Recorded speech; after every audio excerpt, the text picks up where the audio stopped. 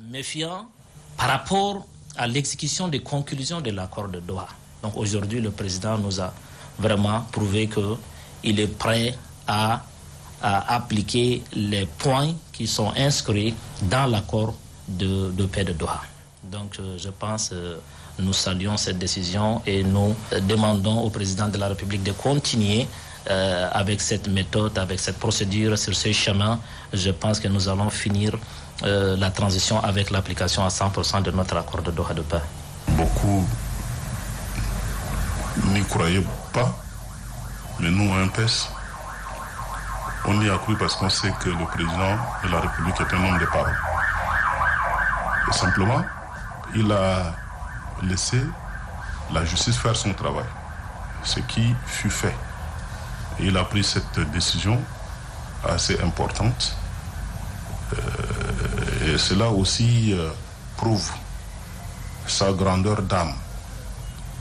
Parce qu'il a vu ses compagnons d'armes tomber lors de cet affrontement où nous avons perdu notre président fondateur.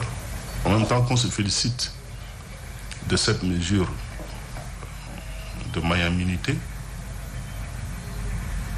en même temps, nous avons une pensée pieuse pour notre président fondateur et les autres martyrs tombés glorieusement sur le champ d'honneur. Cette décision permettra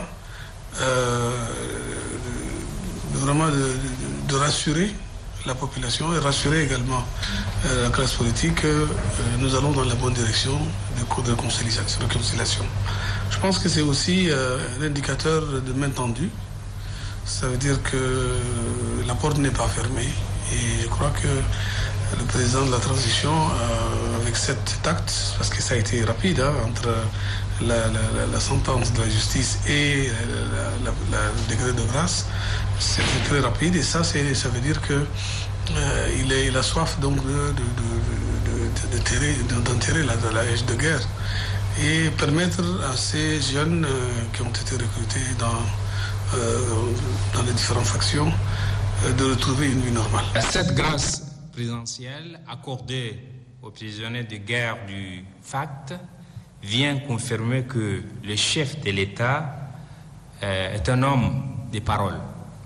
Il concrétise l'engagement qu'il a pris le 8 octobre 2022 lors du déni devant la nation tchadienne. Dans ces mois saints de Ramadan, où chaque personne cherche la face de Dieu, il a décidé, moi je pensais que ce sera à la fin, mais il a décidé, il a surpris tout le monde de libérer sans condition, gracier sans condition les éléments de FACT. Pour moi, quand j'ai vu les décrets, j'étais ému. J'ai dit, ah bon, il a laissé les gens qui pensaient à travers, à l'envers de la beauté du président, ils sont pris dans leur propre piège. Et je vais saluer hautement cette décision que je vois très humanitaire.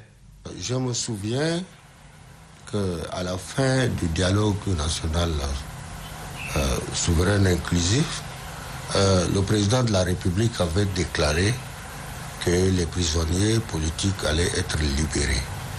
Entre-temps, nous pouvons s'ingérer dans les affaires judiciaires. Il n'a pas pu. Aujourd'hui, c'est chose faite.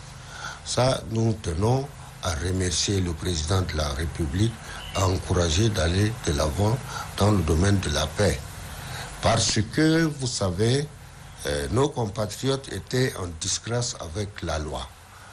Mais la justice les a condamnés et la paix n'ayant pas de prix, le président de la République, dans la politique de la main tendue, les a graciés. Ça traduit une volonté politique d'amener tous les fils du Tchad au bercail. Nous pouvons que saluer cet acte d'une importance capitale. Son Excellence le Président de la République, chef de l'État, Mohamed Idriss Déby Itno, lors de son discours de clôture du dialogue national inclusif et souverain, il avait pris l'engagement de gracier les prisonniers suite aux événements douloureux d'avril, plus précisément les éléments de fact. Et l'homme a prouvé qu'il est un homme de parole. Il a joint l'acte à la parole et voilà aujourd'hui ces choses faites. Nous ne pouvons que nous en réjouir pour cet acte salutaire qui consolide davantage la paix dans notre pays. Nous sommes très satisfaits et nous croyons que beaucoup de familles aujourd'hui sentent le bonheur dans leur famille. La femme qui reçoit son mari, la mère qui reçoit son enfant, et les sœurs ou les frères, c'est la même chose. Donc, chaque famille tchadienne, dans les à peu près 380 quelques, auront au moins une satisfaction. Nous, on se joint à eux pour leur présenter toutes nos félicitations et la réussite. À l'endroit du chef de l'État, c'est un acte salvatrice, un acte à une portée nationale. Et je crois que le président marque toujours des points qui concrétisent vers la paix et la conciliation des enfants de ces pays pour que le Tchad puisse avancer. Notre satisfaction est entière en tant que chef traditionnel. Ce sont nos enfants, ce sont nos frères, c'est notre population. Nous, on se fait que s'en réjouir de cet acte qu'on salue avec beaucoup de sincérité, avec beaucoup de courage. En tant que religieux, en tant que Tchadien, moi je remercie le président et son gouvernement qui ont pris ces initiatives-là. Le président de la République a commencé ces initiatives au moment de la mort tragique du Marshal. La première des choses a ouvert la porte du dialogue et du pardon. Ce qui a réuni les Tchadiens d'organiser ce dialogue qui a fait presque 2 mois. Ça, c'est un grand pardon. Il y a un problème qui arrive où une qui vous a blessé, il faut le pardonner. Deuxième chose, quand vous pardonnez une personne, vous trouvez la bénédiction d'Allah subhanahu wa ta'ala. Et même si vous avez des péchés et que vous pardonnez les gens, Allah subhanahu wa ta'ala va vous pardonner. Ou sa créature. Parce qu'aujourd'hui, nous faisons beaucoup de péchés. Mais avec tout ça, Allah subhanahu wa ta'ala nous pardonne et ne nous punit pas. Si Dieu punit tout qui a fait des péchés ou des fautes, presque l'humanité va partir. Mais la clémence d'Allah subhanahu wa ta'ala. Et c'est pour cela, chacun d'entre nous doit être une personne générée. Une personne qui a la clémence dans son cœur.